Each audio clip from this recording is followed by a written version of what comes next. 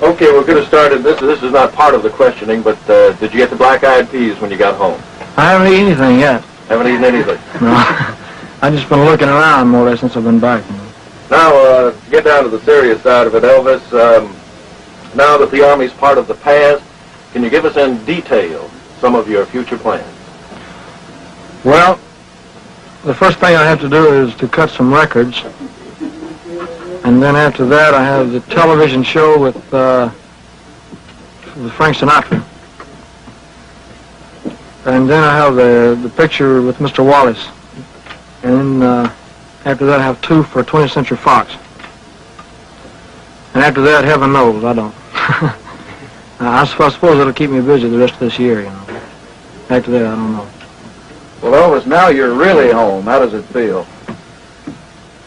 It's pretty hard to describe, I'll tell you. It's hard to get used to, you know. I mean, I've been looking forward to it for 2 years, and all of a sudden, here it is. It's not easy to adjust to it.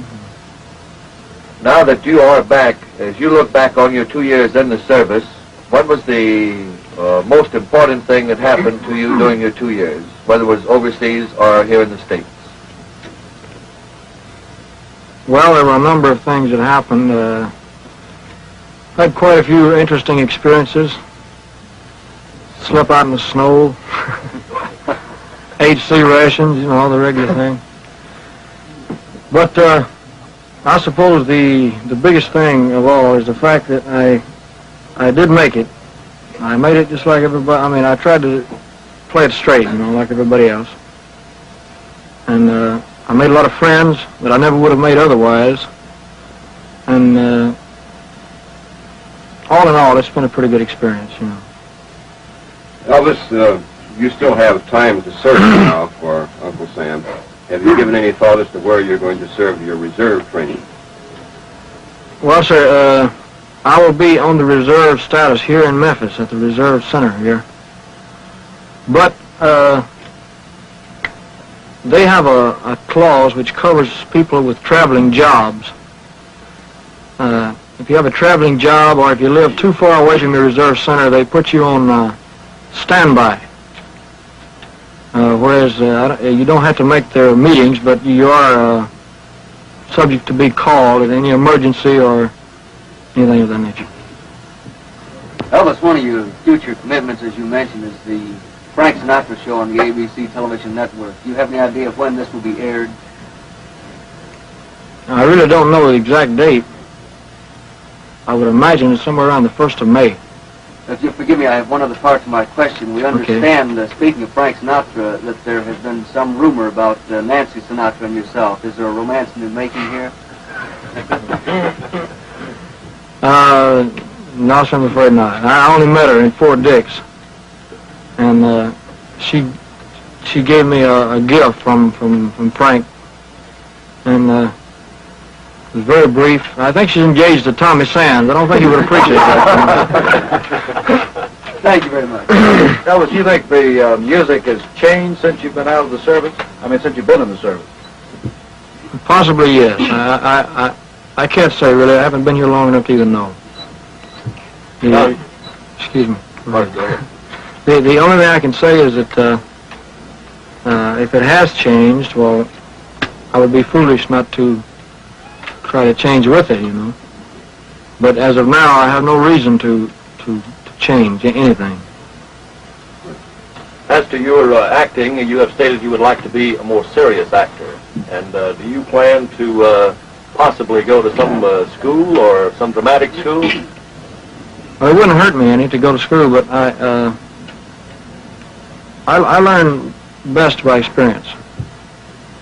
I never was very good in schools of any kind. And it's going to take me a long time and a lot of experience. But that is your ultimate ambition? But at the present time, it really is. That's what I want to do. Elvis, you were asked about Nancy Sinatra. How about any romance? Did you leave any heart, shall we say, in Germany? Not any special one.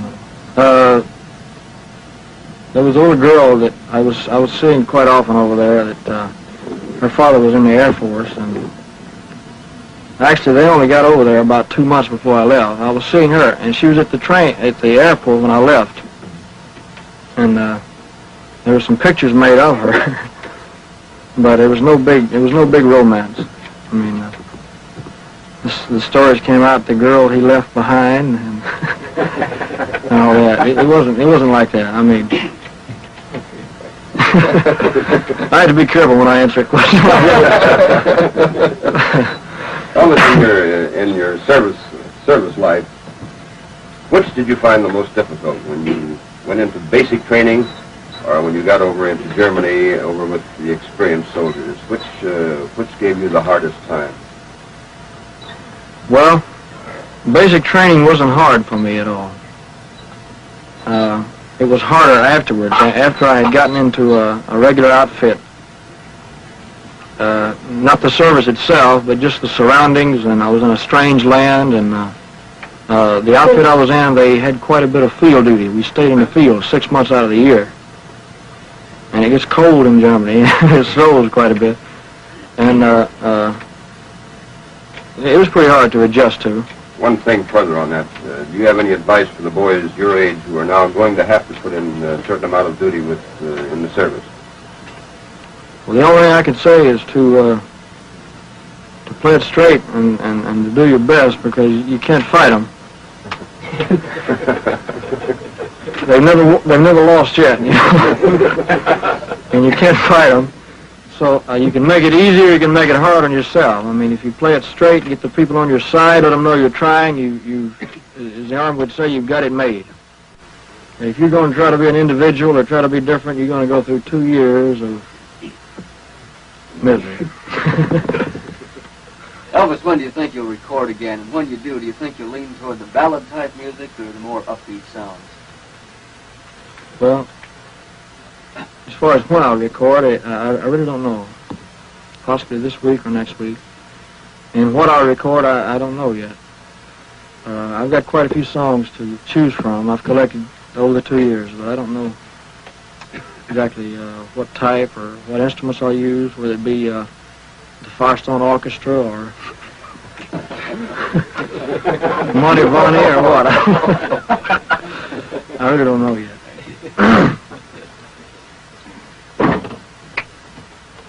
Shoot.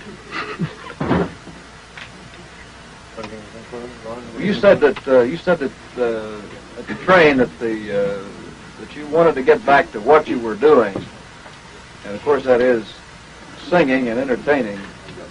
And I take it from that you really enjoy what you're doing, or what you were doing before you went into service. Oh, yes, I do. In fact, that was the hardest part of the entire military service, is being away from it. Being away from the fans. Just being away from show business altogether. That was the hardest part of all. It wasn't the Army, it wasn't the other men. It was that. It stayed on my mind. I kept thinking about the past all the time, contemplating the future, and Elvis, that was the hardest part. We know your family status has changed since you went into service. Are you going to keep Graceland? Do you have plans of moving away from Memphis, or what? No, sir, I have no plans for leaving Memphis. And you're going to keep Graceland? I'm going to keep Graceland as long as I possibly can. Well, was this Christmas tree a surprise? Well, since it's March, it's a little surprise. That's the tree we used in 1957. We can leave the Christmas tree long enough. About your tonsils and the tonsillectomy that you were contemplating while you went into service, did you deliberately ask that it be held off until you could get to the United States and a local doctor? No, sir. Or did they improve that much? I didn't ask that. They don't like to perform surgery of any kind in Europe. They don't like to. If it's an emergency, they will. But I took penicillin and wonder drugs or whatever they call them. And I got no okay. recurrence, huh? I had 2 attacks of tonsillitis when I was there. Elvis, did you like the food over there outside of the Army? When you would go out, did you like that type of food? I never went out, Charlie. You never ate out in a restaurant? Or? I never ate in a restaurant the entire time I was in Germany. It's funny. I either ate in the mess hall or at home. One of the two. I never, in fact, I never went anywhere while I was in Europe except to Paris. I went to Paris and on a leave, and that was all. Now, how did the fans respond to you over there as compared to here in the States? Well, it's a pretty difficult question to answer because anything I'll say, it might sound a little like I'm bragging, you know. But it was pretty much the same there as here. They had seen a lot of your movies. And the records and so forth. I'd like to go back on a tour over there someday, all of Europe, because the only thing they know about me is what they've read, records and the movies and so forth. Elvis, this is not in the form of a question, but I'd like to take this opportunity to welcome you home for everybody in Memphis and the South. Well, thank you. You'll never know how happy I am to be here.